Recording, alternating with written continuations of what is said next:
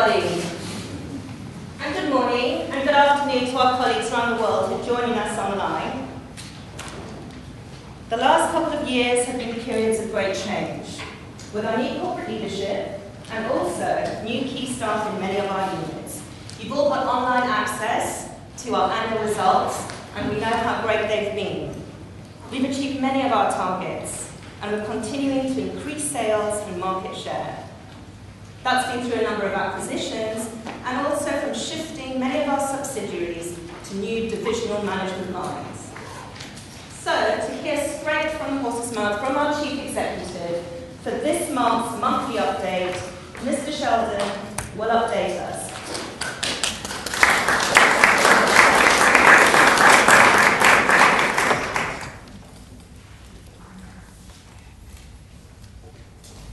So, as we have seen, our results speak for themselves. And as your CEO, I wish you all the very best in continuing to achieve great results for our company, our customers, and the public. Our heritage is peerless, and we should all feel very proud.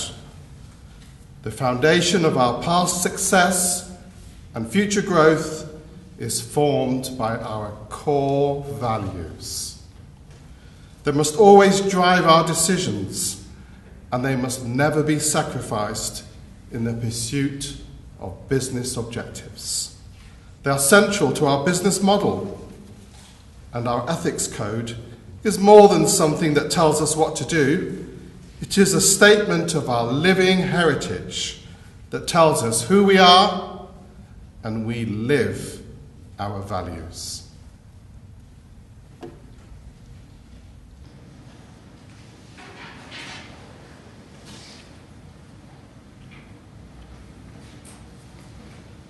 So, Joe, what's the story?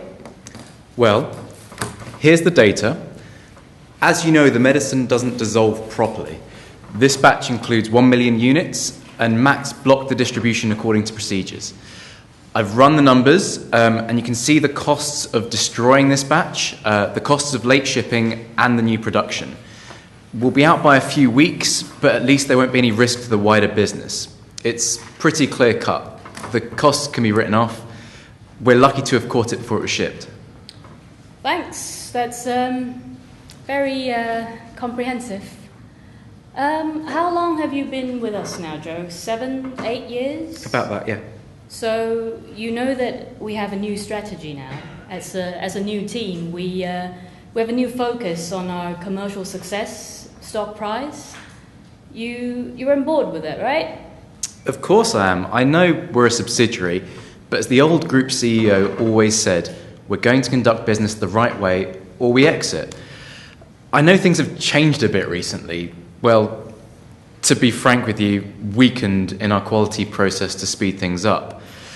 But you know the stance from corporate headquarters. I mean, it was only just today that we had Sheldon on his webcast reiterate the importance of our values right across the group, the importance of living them and how that helps us succeed.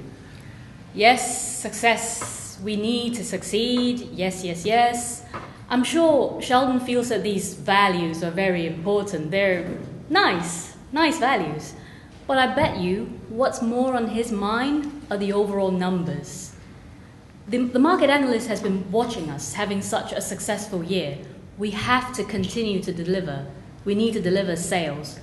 That's what's keeping my boss awake at night. Finance must get that.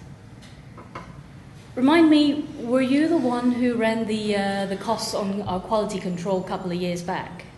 Yeah, just after you joined the group. Right, so you know what quality does to margin. And you know the reason why we change our staffing when it comes to quality audit frequently. And I don't have to remind you the financial benefits of using contract workers. It's a tough market out there, Joe. We need to fly high, so let's just agree to do what we need to do. But Al, we have to understand... I think we're done here, Joe. I would like you to arrange with the testing guys to retest the batch. Let's see what the numbers look like second time round. They should be better. In fact, they will be better. I will wait for your good news.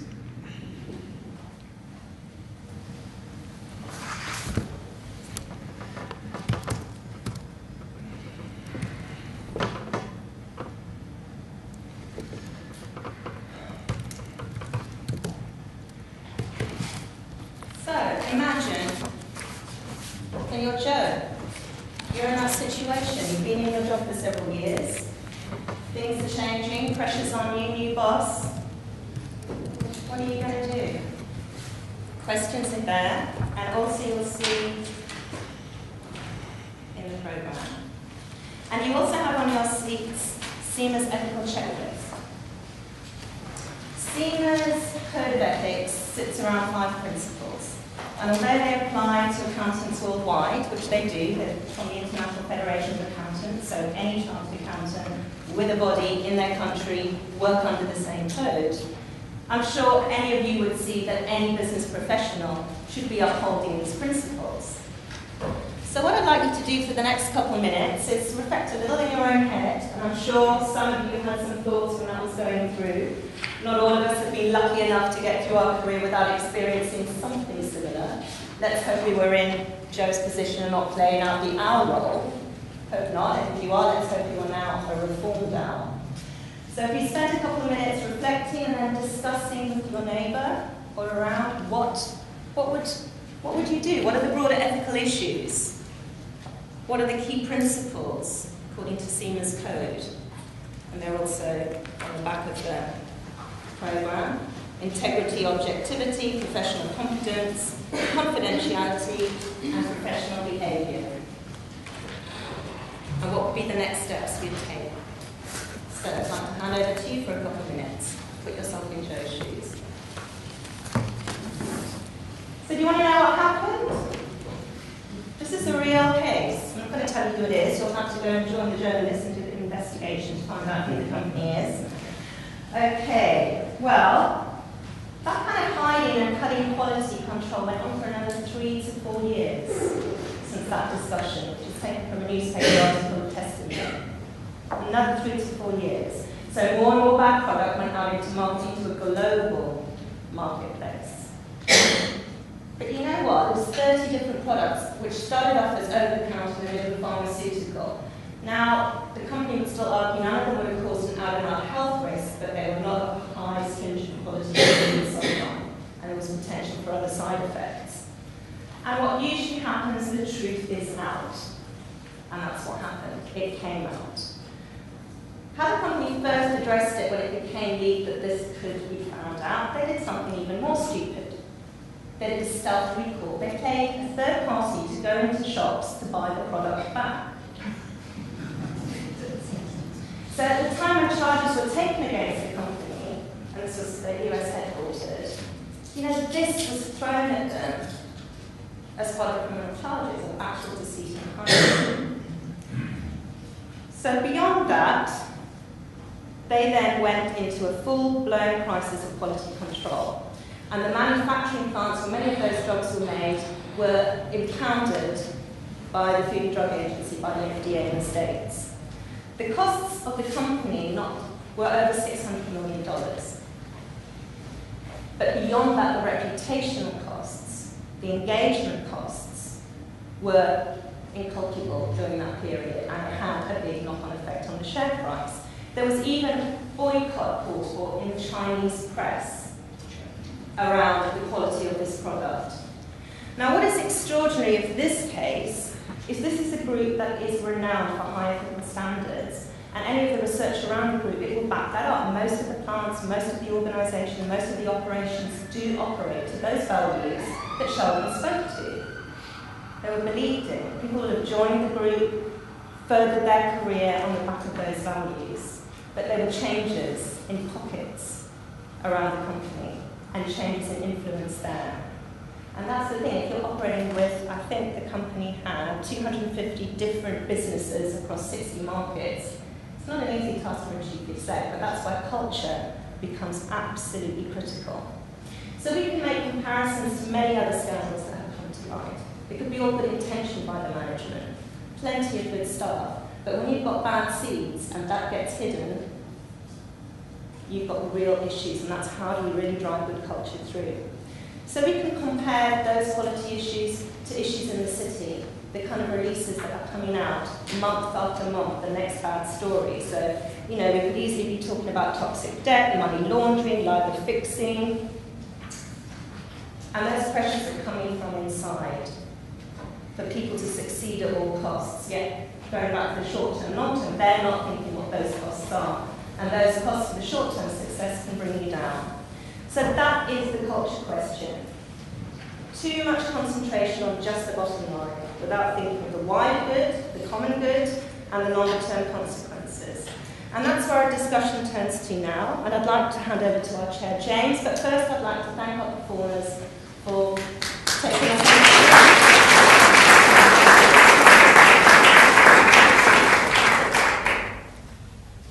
Yes, indeed, you might have thought you'd come to church, but you had come to the theatre, and that was a good way to kick off this discussion, which I'd like to welcome you to as part of the St Paul's Institute series looking into common good in the city and the contribution that culture makes within organisations towards forming people who are good and behave in a good way.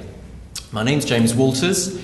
I'm chaplain at the London School of Economics. I'm very happy to be here, and I'm very pleased to see so many of you here and not at home watching a rather shoddy edition of Panorama. But this isn't about good journalism this evening, this is about good people in the city. I'm going to introduce in a moment three contributors who are going to bring their expertise to the discussion that we're having tonight, and we'll have an opportunity to have discussion and questions to them afterwards. But we're very keen to keep you working this evening, and so for the next few minutes we're going to explore another two scenarios, which again I'm going to ask you to discuss with your neighbour, and then we're going to vote on in some ways. Scenario one: conflicts between personal and corporate ethics. Even after the implementation of recommendations from a cultural review focused on ethical behaviour in your company, you still feel there are some areas of your work that are in conflict with the way you personally view ethics. How do you approach this conflict? A. Live quietly with the conflicts because you believe there is always going to be a gap between personal and professional ethics. B.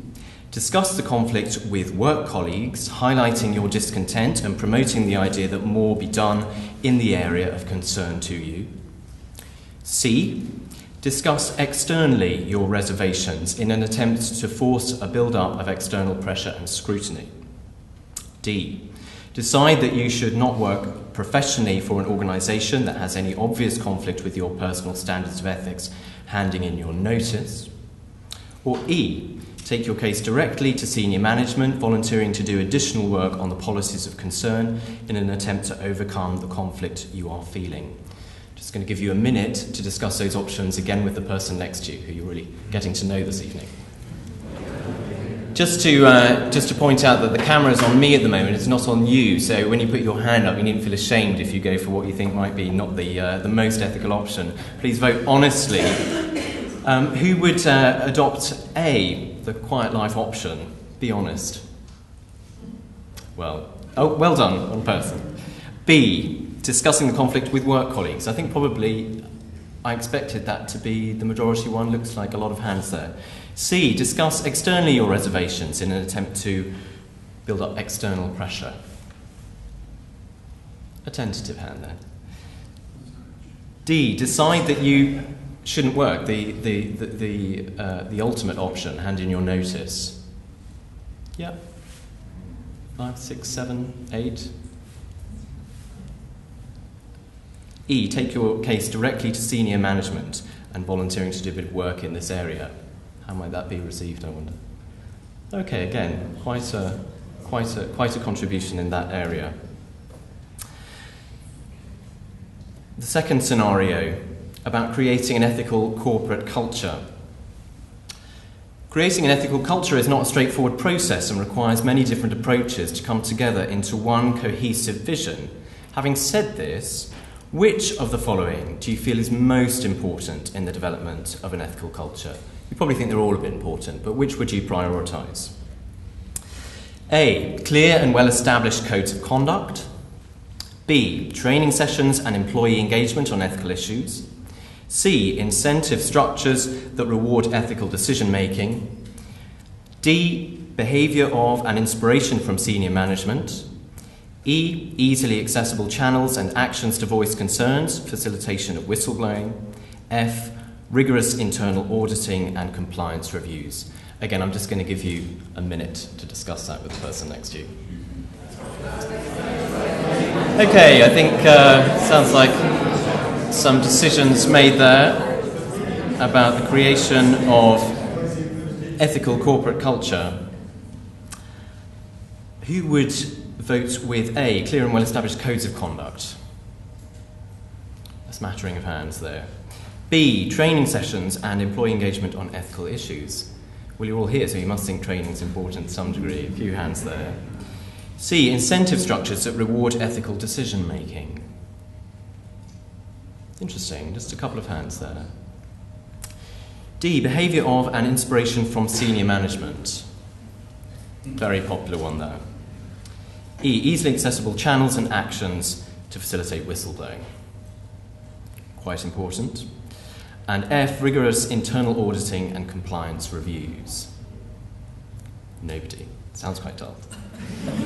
Okay.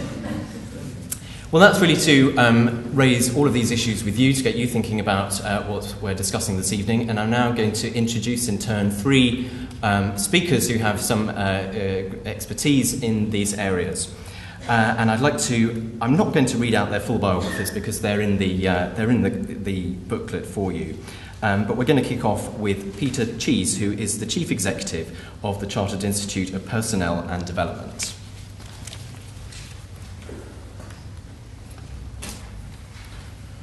Thank you, James, and good evening. It's a pleasure to be here in this auspicious surroundings for a discussion on ethics and good corporate practice. But I think, as we've already seen, and as the conversation has already illustrated, this is a really, really important business agenda item. You know, we do live in a time when trust in business has never been more damaged. It began with the global financial crisis. Yes, we can talk about the banks and the problems of the banks, but actually it's very extensive. It's the media, it's politics, it's sport, it's health service. There's all sorts of things going on where if you now ask young people in particular, but actually I think if you ask people in the general population, they will point to the fact that they do not believe that business leaders ultimately are acting on ethical grounds. You know, first and foremost, they will believe that business leaders act according to financial gain versus ethical understanding. Now, it's not to say that those two things are mutually exclusive, of course, but there is a real, and if you're familiar with things like the Edelman Trust Barometer, you can see that trust in corporations, trust in business leaders has clearly been declining. At the same time, when we talk about these things, how do we create a corporate culture that engages this idea of ethics? Then what is corporate culture? How do we define that? And I certainly believe that you start by defining things like corporate purpose and corporate values. And it's intriguing to me, if you take the example now of Anthony Jenkins, the Chief Executive of Barclays, the first thing he said when he came into his role was, we have got to revisit the purpose of the bank. Because if you ask most people what was the purpose of any of the banks in the last 10, 20 years, I don't think they would naturally leap to the conclusion that it was about oiling the wheels of commerce and looking after your or my money. It would seem to be more a purpose of enriching either themselves or their shareholders, and probably in that order. So Jenkins stood out, and I'm not saying all banks were behaving badly, but unfortunately it was too much of a trend, and said, we've got to revisit the purpose of the bank. We've got to start with that. What is the purpose of the bank? And secondly, we've got to revisit our values, because if you go check the values, and I have done that, of most of the banks, and indeed many other institutions, you will read words like integrity. Now, I've always been slightly struggle with the notion of having to call out integrity as a corporate value, because it seems to imply, well, what if I don't have that? I mean, do I behave with no integrity? I mean, is there not a baseline under which we all behave normally? But the point to be made is to say that you define, I think, corporate culture first and foremost with that notion of purpose and then that notion of values. But you have to then be able to take that understanding of values down through the organisation so that everybody understands what we mean. And if we're using words like, and we do throw these words around a lot, like ethical behaviour or integrity, then we have to define what we mean. Because in all honesty, there is not an absolute in the definition of these things. There is an absolute in terms of legal definition, but there is not an absolute in terms of what is good corporate culture and good behaviour. So we have to define these things and then make sure that they are understood, that if I went 4 or 5 or 6 levels down in the organisation and I asked people what the corporate values were, they would be able to tell me. Secondly, they would be able to tell me how they themselves are measured on those values, and that they can see, as this question just showed here, that their top leaders or their managers and all the way up through the structure were living according to those values, demonstrably living according to those values. And to me, these, as I said, are issues of good business. There is absolutely no question that in an environment where you want to create sustainable business, sustainable reputation, that you have got consumers that are going to keep coming back to you, because consumers are asking these questions more and more, then you have to create this notion of clear standards and clear ethics and clear behaviour. But it does, then point to this challenge of how do we measure this? How do we know? And if I go back to Anthony Jenkins, this has got to be the core question for many businesses today, who are now professing that they want to turn the corner. They want to rebuild the corporate culture. And corporate culture takes a lot of time. It is not something you just say, right, I put in place a training program and I'm done. It takes all of those things, for sure. And it takes typically a number of years to truly change a corporate culture. But I think we have to figure out, how would we know? So if I, as I say, go back to the Anthony Jenkins question, some smart journalist from, I think it was The Standard, picked up the memo that he'd sent to his entire organisation saying, we're going to revisit the purpose, we're going to revisit the values. And this enterprising journalist went to one of the city watering holes and found a bunch of Barclays traders and asked them, what do you think? Well, you can imagine the response. Yeah, whatever. Yeah, whatever. We're going to, the day that he has to compromise something because we're not delivering the right numbers to the bottom line will be the day that I'll believe that this is serious. So I think that's a very core question. It's certainly a core question that we in the HR profession, because I think the HR profession has a huge amount to say on this and should have a huge amount to say on this, because understanding corporate values, corporate behaviours, corporate cultures, leadership development, training, performance measurement, reward systems are all things which HR should worry about. But we as a profession, and I think it's an absolutely joined up agenda with the finance profession, which is why I'm very excited about the work that we are doing more and more with CIMA. It is a joined-up agenda to figure out what are some of the measures that we need to apply so that we can apply them first and foremost at the highest level, and it begins with what questions should I be asking of this enterprise? If I'm a board director, or if I'm a stakeholder in some way, or even if I'm a consumer or an employee, what are the questions I should be asking that would provide the reassurance that we are building the kind of sustainable corporate culture that we need in the future? And if I'm asking those questions, then the next thing I'm going to be asking is, and show me the evidence. What are the metrics? And of course, corporate culture is not a single thing that you can measure. You need a combination of things, often which may be proxies as to how do we understand and measure that the dial is moving, that we are changing the corporate culture. And we've got to build the mechanisms around things like employee voice, which allow us to have our finger on the pulse of what is really happening in the organisation, because what's really happening in the organisation is best understood by the people at the front line. And we've got to give them that opportunity to have an employee voice. We've got to make sure that we move beyond suppression, and I worry that in too many environments we have suppressed employee voice in the name of the collective interest, if you will. And we can't allow that to continue to happen. And I think we all have a role in that, whether we're in HR or in finance, or indeed, we're having discussions with the trades unions, with the TUC about this. If you think about the role of the modern role of a trade union, it should be to represent, amongst other things, the voice of the employee. So we're going to create those channels and mechanisms as well. But as I said, and I'll leave it on this thought, I really do believe that those are all really important things. They do begin with the behaviour of senior management, because corporate culture always starts from the top. But I think we have a collective interest between our professions of HR and finance, and much more broadly, but I think we are two professions that have perhaps the closest, hopefully, understanding of this, is we've got to build the measures so that we can really keep challenging senior management, and senior management or stakeholders in the business, including the board, will know when we are doing these things right and when we're not. So let me leave you with that, and I'll hand back to James, because I know we've only got a few minutes each. Thank you.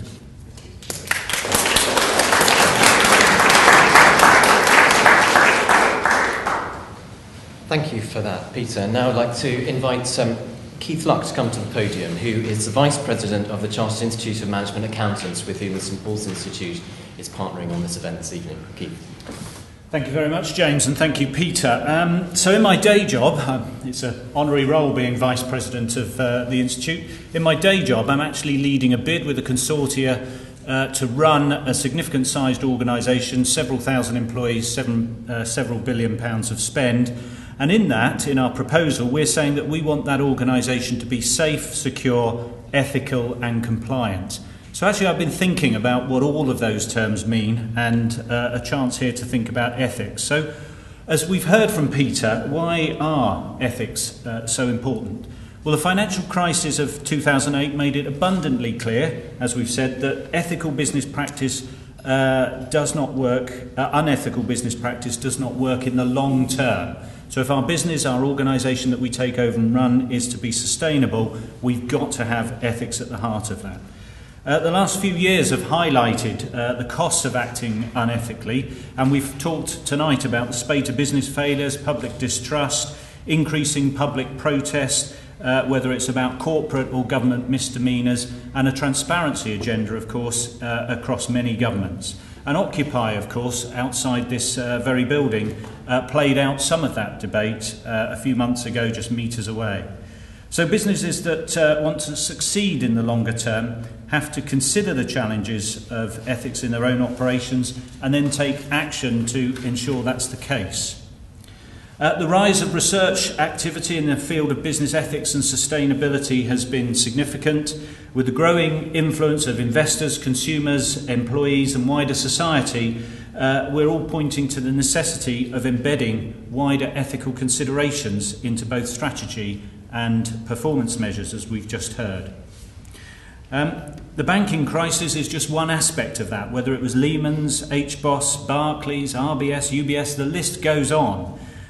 They show that regulation alone, the top of that list, does not stand in the way of bad behaviour. And bad behaviour seems to result simply in, probably the last of that list, simply more regulations, more cost, more overhead. So by applying a values-based approach, leading by example, rather than relying only on written policies, rules and organisations are much better placed to promote a culture that encourages employees to internalise principles of integrity and to do the right thing.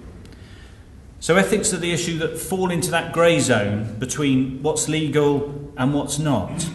Not only can unethical behaviour cause a business to lose its reputation and trust, which have long-lasting effects on that business, it can cost people, as we've heard and seen, their jobs and livelihoods. Critically, it puts employees under pressure to act against their own inner moral compass. And from CIMA's experience, we know how deeply individuals can be affected and how personal some of these issues are. CIMA has been exploring, through research and dialogues and policy engagement, issues of ethical culture. And indeed, Tanya Barman, who opened this evening, is our head of ethics. And you can see the sort of work that as an institute we're doing and promoting in this area. And indeed, our CGMA launch report last year focused on the value of the human dimension, confirming that relationships with customers, employees, partners and communities are all key for successful long-term sustainable business. CIMA has also been highlighting the need for accounting for ethics, an interesting idea in itself, be this in relation to risk, wider sustainability gains or whatever. This is evidenced again in our engagement and promotion of integrated reporting. Now that's the need to show the full value of companies across a range of operating capitals, including the human, social and environmental spheres. That's not always evident in the reporting that we see, particularly on a quarterly basis and published balance sheets. And indeed, CIMA itself will lead the way this year by publishing in the new integrating reporting format. And I can tell you that the pages on the people section in our integrated report make really quite interesting reading. So CIMA recognises the role in particular that management accountants have in this agenda. Firstly, as you've heard, CIMA expects all management accountants to operate to an ethical code. And secondly, we have the skills for both financial and indeed the non-financial reporting that we've just heard about, and the analysis skills needed to steer the business in the right direction.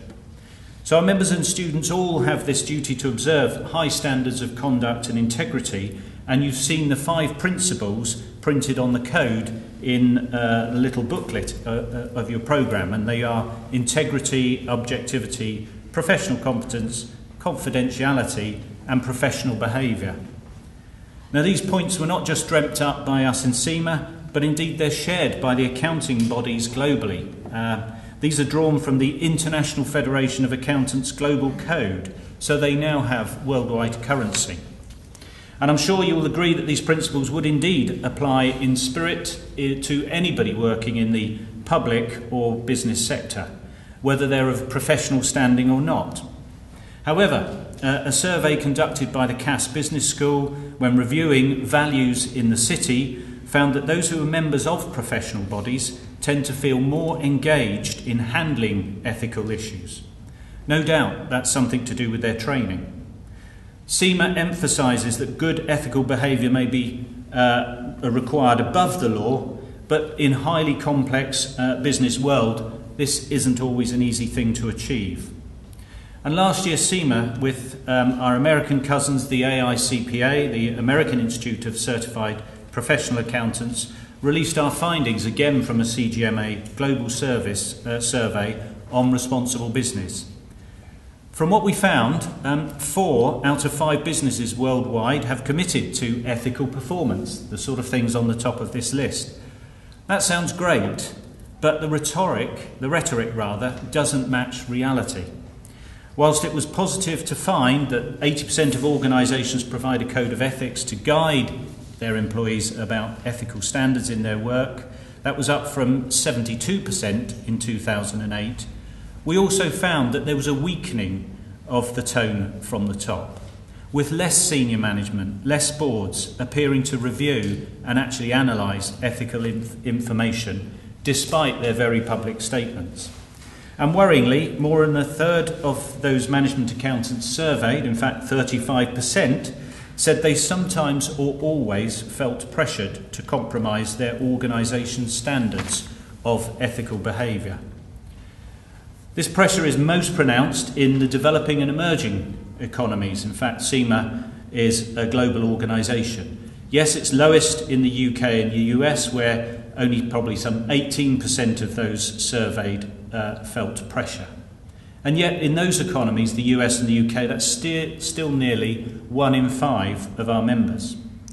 When questioned further on the action that they would take, similar to the questions we just had this evening, nearly 70% would escalate their concerns further.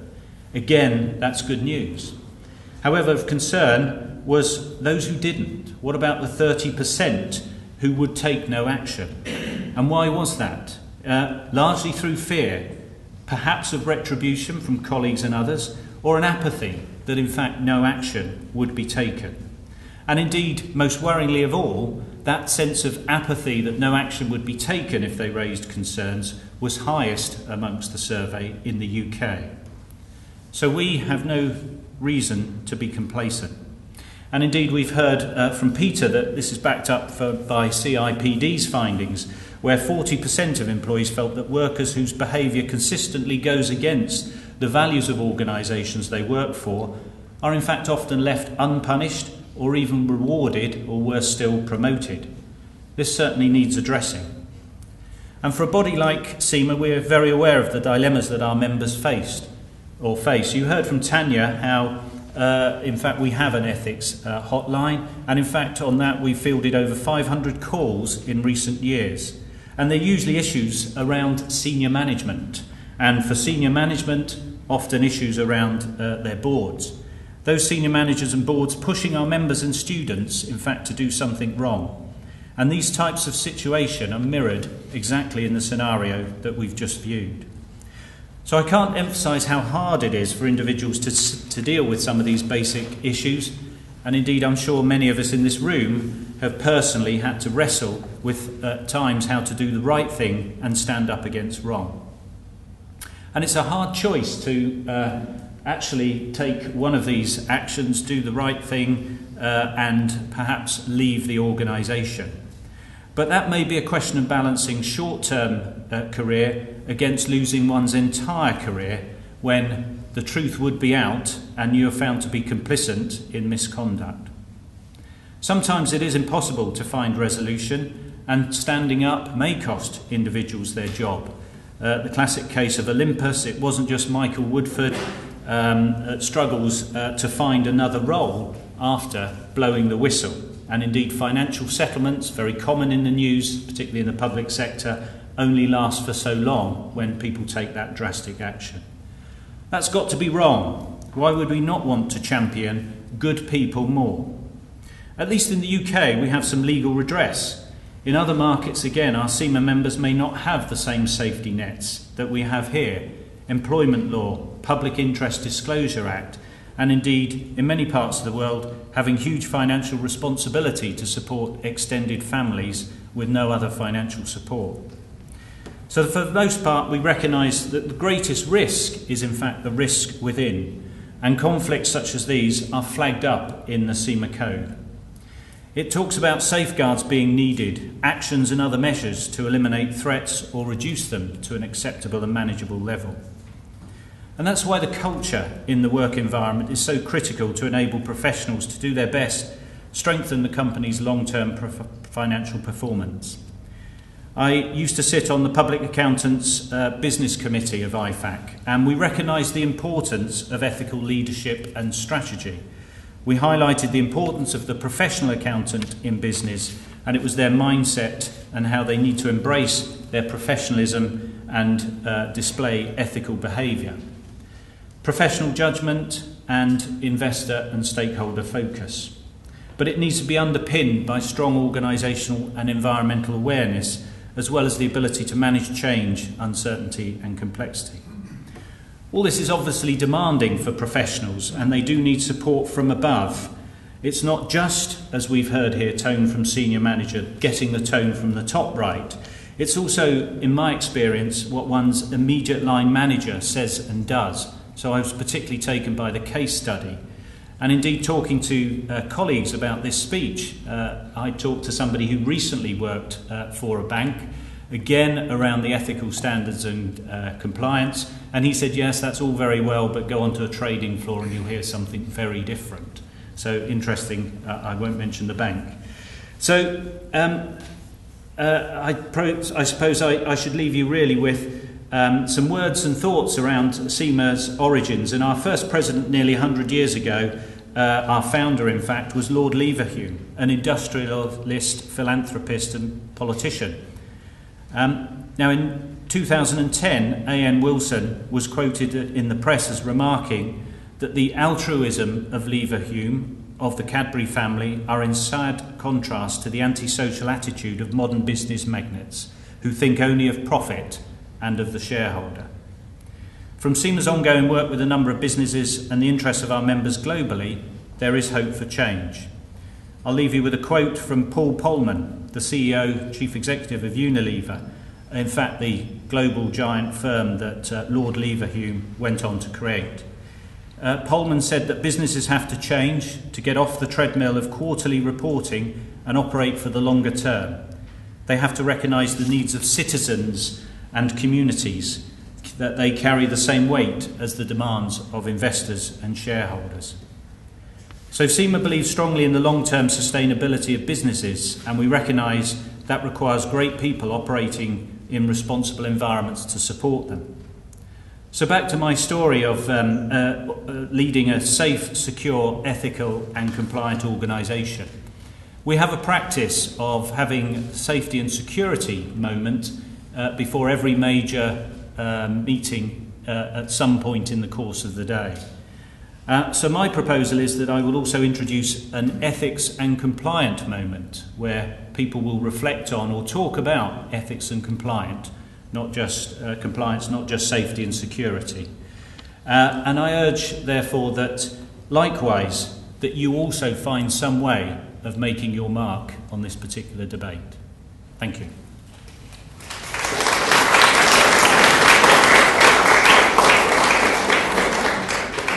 Thanks, Keith. And finally, it's a pleasure to introduce a priest who, like me, works outside the walls of the church. Fiona Stewart-Darling is the Bishop of London's chaplain in Docklands. Welcome, Kit. Hi, thank you. Don't quite know where to start, really. I've fascinated hearing both my other colleagues on the panel. And one of the things that strikes me, when we look at the triangle of what corporate governance is about, we talk about corporate values, we talk about professional values. I want to pick up on personal values. Because actually, when we come into work, we don't leave ourselves outside. There's a lot of talk around changing culture, and I work in Canary Wharf, and quite often I go into Barclays and I see these massive big hoardings with their ethical values stated. Emails I get from many of the companies around Canary Wharf have their ethical values stated often at the bottom of their email and after their email address. One of the interesting things, according to the Institute of Business Ethics, apart from integrity being the most overused word by most companies, one of the words that's starting to creep into companies' corporate values is the word courage. And in fact, one company has overarching its ethical values is courageous integrity. Which takes me on into my other thing and thinking about actually, what is it about personal responsibility? We can have all the codes and conducts in the world. We can have all the compliance in the world. The problem with rules and regulations, clever people work out how to get around them. And that isn't going to solve any problem. What solves the problem is when actually there is shared ownership, that people in companies recognise that they are not just a cog, they're an important part of that company, and the way they behave makes a huge difference. We are all shaped. We have a conscience. Some of us may have a sharper conscience than others. Many people have a belief system. And if they don't have a belief system, they certainly have some other kind of system which shapes their values and who they are. We all have some kind of experience from our background, from our education, from what we learn in our families. For many of us, there is a real sense of fairness. You watch two children playing. There's a real sense of fairness about whether it's their go or not. And actually, as we go up, there is that sense of fairness. The trouble is, it's often out of balance. I was talking to someone at lunchtime today and remarking on the fact that one of the problems that companies face is they are trying to change and transform human beings within them, the human condition. The problem is, the raw material in some instances is quite low.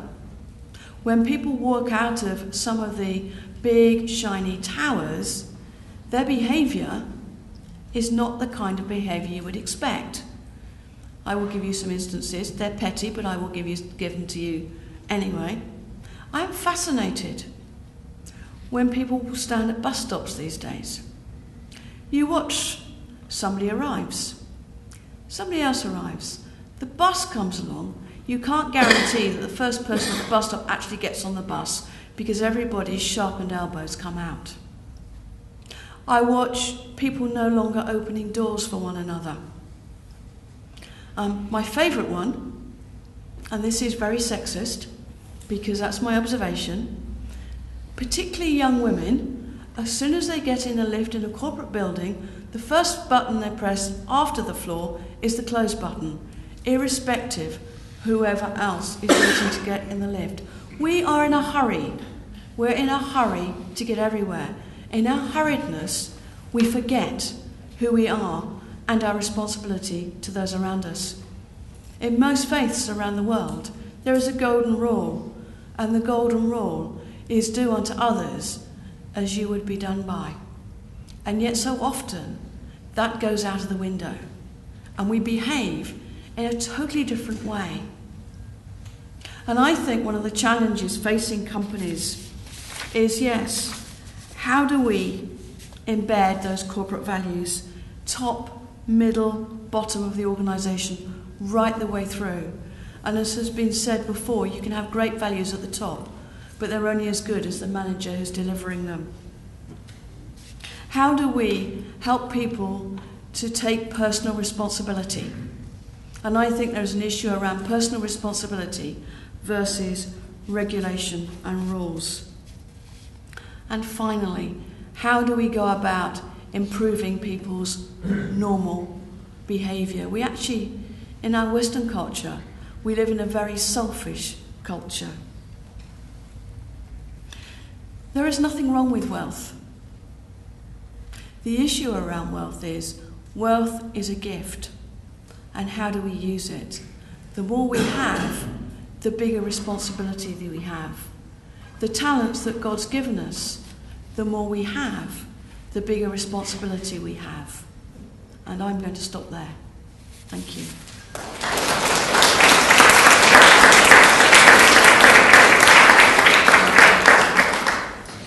Thank you, Fiona. Some big challenges there. I'm just going to kick off this discussion on the panel by referring back to the event last Thursday on the Cathedral floor, which this seminar is in some way responding to, where Archbishop Vincent Nichols very much spoke about the theme which you started with, Peter, about purpose. And he talked about good people bound by good purpose, and that part of what we really need to recover since the financial crisis is what these organisations are there for, what their core purpose is, what they're doing, how that is of social benefit.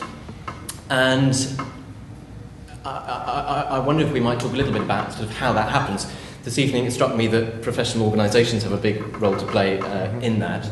I wonder whether the history of certain financial institutions needs to be a little bit recovered as well, perhaps internally within the organisation.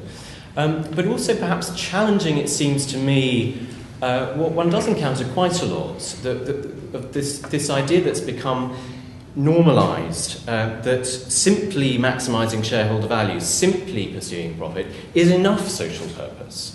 And I mean, there's a question about whether or not there is social purpose in that. It seems to me it's brought a lot of social benefit, but we're starting to question whether that is enough.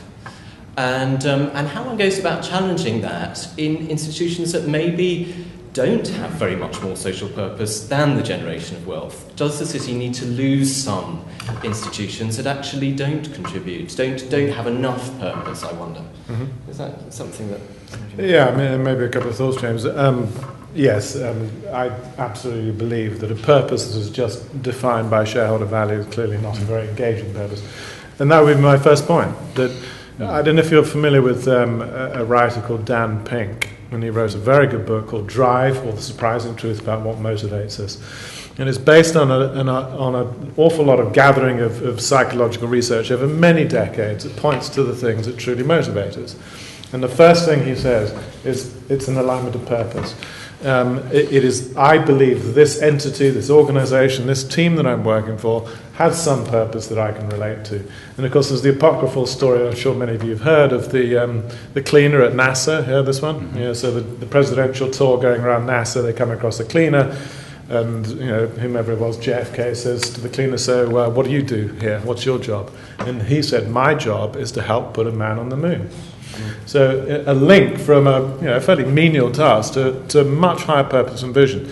And that's an incredibly engaging idea. And the idea that you can engage, particularly this younger generation, with the notion that the only thing that counts is shareholder value is obviously for the best.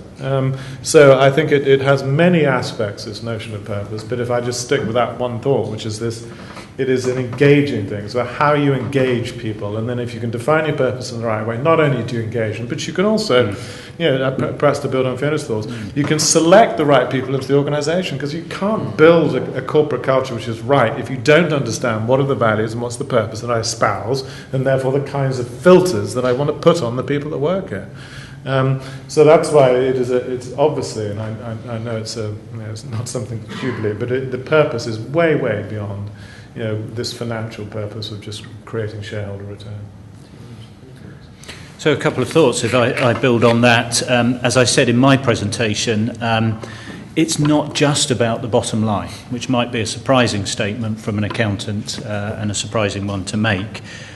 Just being about the bottom line is an out-of-date model. Now, we have fleshed that out. There's the concept of wider stakeholders, whether it's the employees, whether it's trade unions, or indeed wider society. But our argument now is that we can go beyond that. That still has a focus on quarterly reporting, short-termism, as we saw in the role-play scenario. Yes, it's what keeps my boss awake is the next quarterly results. I can't afford a glitch at this point. They've got to keep steadily going upwards. So the idea of moving much more to integrated reporting that looks at the financials, looks at some of these other areas of performance, looks at the human capital as well as the financial side, and looks at what really underpinning integrated reporting is about, is what is this organisation really there for? Back to Peter's point about redefining the purpose of organisations. I think, that's interesting. One of the things that often gets bad press is corporate social responsibility. And there is a school of thought around that actually says that you remove the word social, and actually corporate responsibility should be totally woven within the fabric of every part of an organisation, so that every part of an organisation knows it has a responsibility, and it is of social use, whatever that's defined as, but it has benefit upon the local, national and international community, because as we talk about financial companies, they're global. So it's not just what the impact they have on London or on the UK, it's the impact they have on the other countries in which they operate. And that also has great benefits, but also has massive challenges when other countries' sense of ethics or values is different from our own. And I wonder, this question about good people, perhaps picking up on some of the sort of more personal ethics things that you were talking about, Fiona, one of the things that strikes me about a corporate organisation, even some that I work for, where you talk about a good person, is sometimes used in a different way than, say, you would talk about a good friend or a good mother, in that it comes into this collective context where it might take on the connotation of this is a reliable person, this is a team player, this is someone who's not going to rock the boat, this is someone who maybe won't challenge things that might be challenged. And I wonder if there's a bit of a redefinition or a reappraisal of what we mean by good people within organisations, and whether that's happening. Well, I don't think you can divorce the idea of those notions. In other words, because you're right, the language of good person in corporate environments I've heard a lot, and actually when a senior director or manager says that, they mean they're one of the team, they play by the corporate rules and so forth. And it's back to the same idea, to be a good person, to be a good employee. If that's your definition, if I'm the boss of a good person, then of course you're saying, but I need to have good values, so therefore that is not an oxymoron to say that somebody operates by my view of good person values is different from Fiona's broader concept of what a good person is. And we need to align those two things better, because I agree, historically I think you could draw a line between those two things and say a good person by my definition could be placed by my rules, but actually my rules aren't good or ethical, is not a good person. I mean, I think there's also an issue around helping people not to be schizophrenic. I think a good person has to be someone who is integrated, so that they're not split between their own personal values, their professional values, and what's expected of them in the workplace. I was talking, I must have been some time ago now, to somebody who is global head of risk of one company. We were talking about reliable and people that you would trust in the workplace. And his comment to me was, actually, would you trust someone with your grandmother's bank account? Because actually, when you start thinking about something which is much closer home and personal, that has much more an influence on looking after some old lady's bank account who happens to live in, I don't know, Dakar or somewhere. And the problem that we've got with our big global organisations is this disconnectedness between sitting in front of a screen and a real person a long way away. And the thing is, when you've got someone sitting in front of you, often your behaviour is different because there's accountability. It's the whole thing that goes back to the banking of my word is my bond, which got lost with the big bang. Yeah. And actually that's one of the things that we need to recover, so that people can be good people because they're integrated, but they're also thinking of that person in front of them, not somebody who's about 20 people along the line. It doesn't matter because they'll never catch up with them. And I suppose my thought around some of that is where people have in the past perhaps been expected to leave some of their own personality at the door and to comply and to conform. And we're increasingly seeing now a generation of younger people, Generation Y, who actually are not prepared to do that, not prepared in the same way as we may have done ourselves in the past, in our generation, to actually leave themselves at the door. They're looking for organisations that align with their own values, that truly have those values and allow them to flourish. So there's a recruitment and a retention, talent management issue around that as well. I hope those young people are coming from LSE. Yes. We've got a chance now to take some questions from the floor, and I just want to explain that the panel's being filmed here, but if you ask a question, you're going to be edited out later, so don't feel inhibited from asking a question that you feel might sort of incriminate you in some way. And there was a hand raised straight.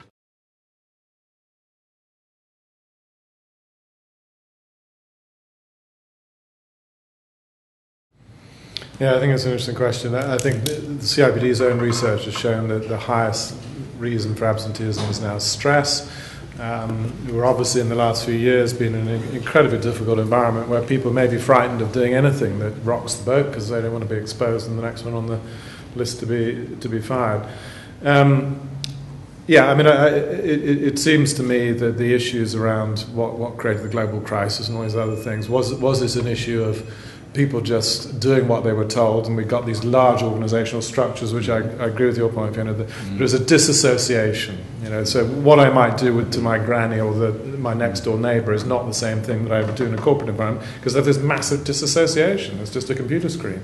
Or as John Kay pointed out in his review, that there are so many intermediaries now between, so the cause and effect is so hard to measure.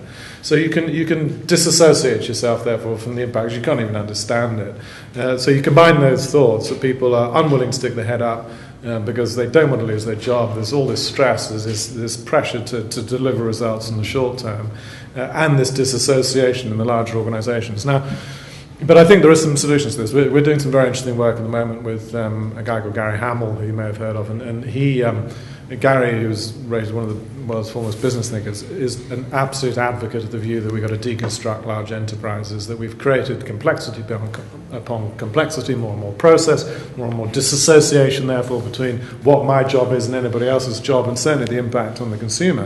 And then we've got to rethink this thing. And we've either got to break it down into smaller entities where we can understand that, and I think that has lots of other parallels to things we've already said, such as this idea that I'm going to be far more engaged if you give me some sense of control and don't treat me like a cog in a wheel. And whatever we think we've done in creating, to your point, empowered organisations, unfortunately most of the evidence is we have not. Because we have built more process, we've automated things like complex tasks with clever work scheduling systems that have done the precise opposite of empowerment. And then, the last point in it, which is a point I also made in my opening remarks, is that to create a truly empowered structure, I mean, this is about a trust issue that's got to work both ways. Business leaders have got to trust their employees more. And I think in an environment where there's so much pressure on business leaders, there's so much of the short-termism and all the rest of it, I would contend fundamentally that most business leaders, if you really ask them, Would you empower your employees, give them broader parameters to play with, to make their, to align their own personal values to decision making? Most of them say, if I'm really honest, no. I'm not sure I trust them enough. I'm not sure I believe they know what they're doing, or whatever it is. Or you get these ridiculous statements that I've heard so many times from senior business leaders about, I could change this organisation if it wasn't for the permafrost of the middle management. And I say, well, either you're telling me that you've recruited the wrong people, or you're telling me that you haven't explained what the hell is going on and how you truly empower these people. Because I simply do not believe that the average employee is some person rigid and stuck in their ways and never wants to change or never has an opinion on the direction of this business. So I think there are a number of issues there at play, but I think there's a very fundamental one of trust, and it's got to be two-way. I wrote down smaller work groups, actually. The same sort of idea. I think you were saying the huge amorphous organisation, globalisation, internationalisation, you can get lost, an individual can get lost there. But actually it's got to be about the people that you work with.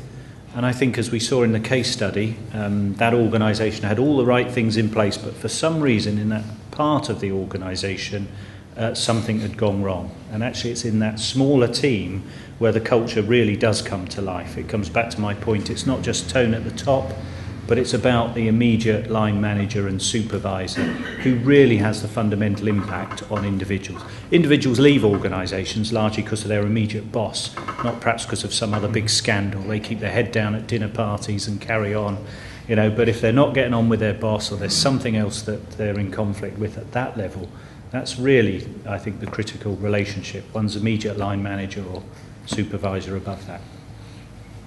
I think that's true. I think there's a huge challenge facing the financial industry at the moment because most organisations are downsizing in such a way as they really are streamlining their businesses.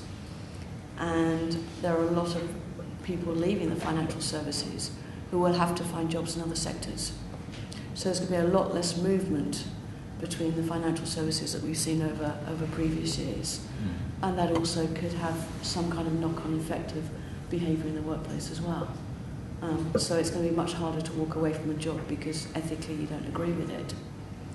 But hopefully, and one can hope, as companies are working to change culture, that people within the culture, in the companies also want to be in a company that actually has a good culture and they want to be part of that. It's about empowering people. Question there, yes.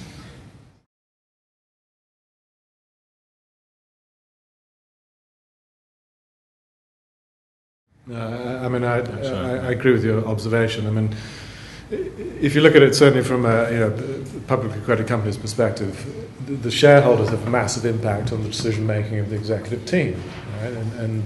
And they should. I mean, should be the purpose of the system, if you will. But I think that lots of issues, one of which is who is the shareholder. I mean, the reality is, as we all know, the shareholder register turns over at unbelievable speed, and 70% of all trades happen within minutes. And but you are left, of course, with a group of large pension funds and large institutional shareholders who I think are beginning to get more active on this stuff. Now some of it is the obvious thing, like the fairness of top executive pay, and about I was about to use a word I shouldn't use, that's correct. But about time too. We should be using these sorts of checks and balances of shareholders to get more interventionist, if you will, on things like that. But that's a very kind of high-profile one, executive pay and remuneration, and frankly they've had to wake up because of the Daily Mail or whatever it is, public opinion, if you will, that's influencing it. But I think we could go further. I mean, as I said, to me, good corporate governance begins with what questions should I be asking?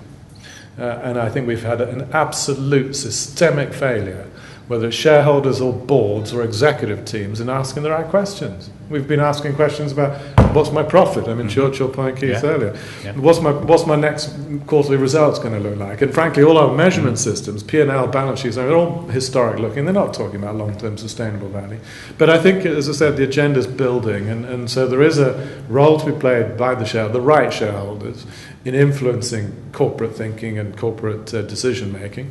And so certainly I know CIMA does it, and we're trying to work together on some of these things, is to engage with the investor community and the communities that work on behalf of shareholders to say, what are the questions you should be asking? If you're in this business for a long-term position, then you should be asking these questions, because they do relate, as we all said. These are about long-term sustainable business performance issues.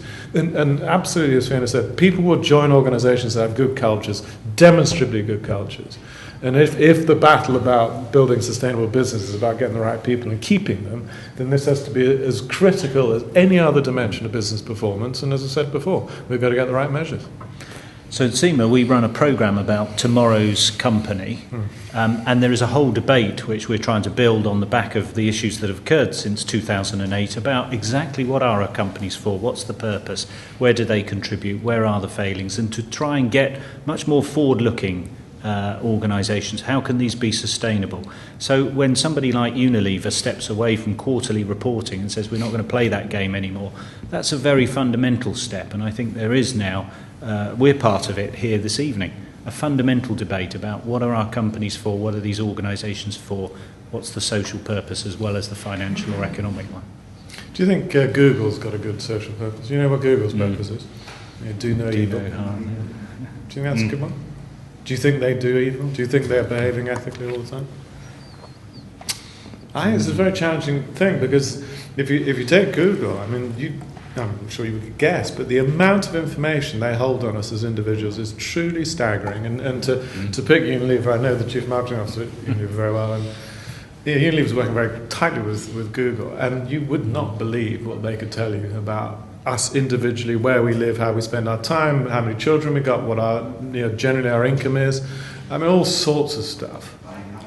Yeah, and that does raise. We're a whole new paradigm with this stuff. It does raise the regulation question, doesn't it? That actually, that's a lot, as you say about Google, there seems to be a whole area that's kind of going to be ripe for future government regulation, or even, as Fiona points out, at an international level to secure human rights simply, in these areas. Yes. But there's also something I think much more sinister about that, in that they know how we spend our money. Yep. And therefore they're attempting us to get our credit cards out and get ourselves even more into debt. Yep. Which again was part of the big issue around the global crunch is lots of money in Asia, lots of debt over here. So I mean there's a whole bigger issue, not just about how we behave in companies, but something actually how we behave as individuals. Yeah. But the consumer impact. I mean, I'll give you another, for instance, on this ethical dilemma. When Tesco's discovered that there was horse meat in their product, where was the ethical problem? Where was the biggest ethical problem, do you think? And the point I'm making is that I know meat producers who supply Tesco's. Well, I can tell you, from their perspective, they have been forced by the likes of Tesco's to reduce their costs, their price they sell to to such a level it is virtually uneconomic. And so they're saying, well, I kind of had to do what I was forced to do. I did some product substitution. I didn't kill anybody, but product substitution is a classic cost reduction strategy. Now, I'm not condoning meat producers substituting because their trade's descriptors apart from anything else. But I think it's an interesting question, because I honestly do believe that from a retailer's perspective, they have been driving some of these supply chains to a point where it's virtually uneconomic. Now, to your wider point, so what can we do about that as consumers? Yeah. I mean, if we understood some of these things and had more transparency to these things, then maybe we as consumers, which is ultimately the greatest sanction of all, is we remove our trade, we don't go and work for these companies or whatever it is. But it just shows, I mean, whether it's Google or Tesco, whomever, that this debate about what is ethical and where is the source of that problem and how do you measure it and understand it is a really complex one. And it's getting more complex because of technology and all these other things, and a huge pressure, to your earlier point, on performing in a very, very much more difficult economic environment. It's forcing all sorts of decisions, which on the face of it, in the first instance, looks okay, so I've got a problem with my price, I put pressure on my supply chain. Well, how far do I take that for? That's unethical. Yeah, but one of the chief execs of one of the big suppliers actually went so far, or supermarkets went so far to say it was actually the consumer's fault, didn't he? In that it was consumers wanting the low price. Product at lower price, and therefore they were... But encouraged by the retailer, much like Google is encouraging. And it was that buck passing that I thought was particularly distasteful. Should we take 3 questions from the floor, and then we can kind of sort of respond to what's appropriate to each panel member. So it's a lady there, and then here, and what's it? Okay, so a question about clients. Very good question there. At what point people need to challenge the ethics of their clients? Very important question about the power of money and how we can't underestimate and trivialise that. And a question about exams, training. Well, I guess on clients, one always has a choice. And I'm thinking of a very good friend of mine who did work for an advertising agency a number of years back, and they did actually have a policy of not working for tobacco companies or arms manufacturers. And you could say, well, that was a small advertising media company. It was actually quite a large organisation. So those sorts of, I suppose, codes do exist. There's always the argument that people then say, well, if we don't do it, somebody else will. So you're into that sort of ethical debate. But we do have choices, and indeed, as individuals, we probably make those choices about the sorts of organisation we work for or choose not to work for as well.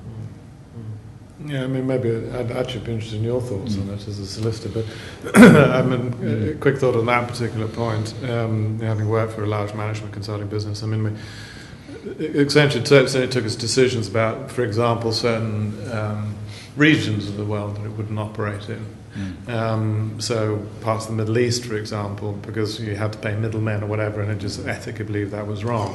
But it certainly worked for tobacco companies and certainly worked for arms manufacturers, and then left, in many ways, the decision up to the up to the employee, the individual, and said, we're working for British American Tobacco. They're a big company, they're a very successful commercial consumer products company.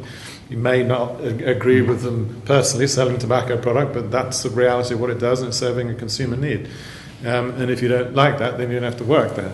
As on that client project. So there are kind of shades of grey of all of this stuff. But I'm interested in, as a solicitor, how do you approach it? No, that's right. It's a real tough one. I mean, yes, if it's kind of the norm and everybody does it. I mean, another one of my favourite examples on these ethical dilemmas was the World Cup.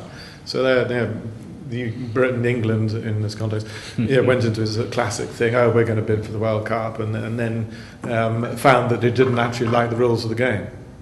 And then got found out because actually everybody was playing by a different set of rules. We knew that perfectly well, but we chose to sort of stand back from it all and moralise and say how terrible it was. Well, I think in a context like that, you either play by those rules or you don't. You have to make a choice. But I don't think it's particularly helpful, whether you're a corporate client or whatever, saying, well, I kind of played by the rules, but then I didn't get the work because you played by a different set of rules, and then I'm going to stand and moralise at you.